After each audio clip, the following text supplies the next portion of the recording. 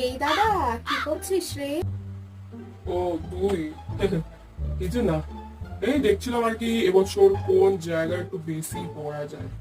তাহলে একটা কাজ কর না রে, তুই যেখানে যেখানে যাবি লিস্টটা আমাকে একটু টেক্সট করে দিস, কারণ তুই যেখানে যাবি এক সপ্তাহের মধ্যে আমি না গেলে তো ওরা ঝালাপালা হয়ে যাবে রে গরমে।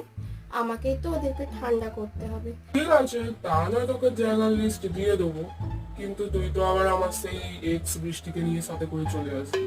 ভয়েস অফ একটা। দেখ দাদা, বৃষ্টি আমার যতই ক্লোজ ফ্রেন্ড হোক না কেন, আমি কিন্তু মোটেও আমার সাথে ওকে সব জায়গায় নিয়ে যাই না।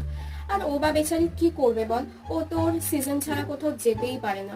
তাই মাঝে মধ্যে একটু আমার সাথে কোল্যাব করে ঘুরতে যেতে চায়। ঝড় বৃষ্টি একসাথে না থাকলে কি মজা আসে বল? আমি চাই না যেখানে আমি থাকবো সেখানে ওই এক্স বৃষ্টি পিছনে পিছনে চলে আসুক। আর তাই তোকে আমি একটা জায়গার ইনফরমেশন দেবো না, যা ভাগ এখান দিয়ে।